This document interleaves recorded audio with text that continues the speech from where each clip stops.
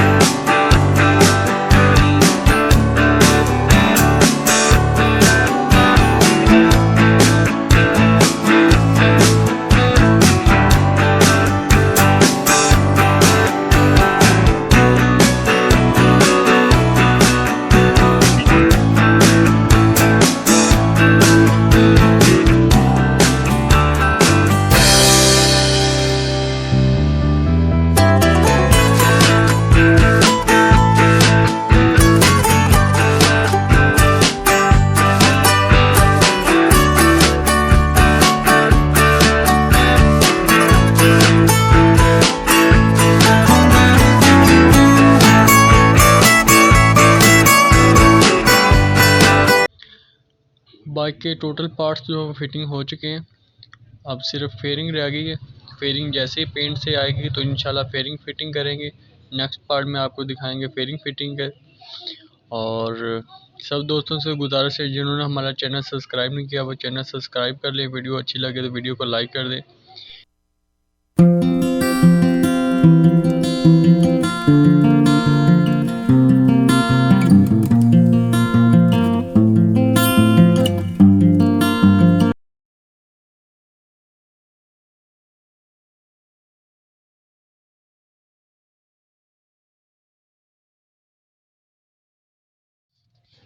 जितने भी parts paint हो गए थे सबकी फिटिंग हो चुकी है और सिर्फ फेयरिंग का काम रह गया। इंशाल्लाह फेयरिंग फिटिंग करेंगे नेक्स्ट पार्ट में। तब तक के लिए इजाज़त दें, दुआ में याद रखिएगा। अल्लाह हाफिज़।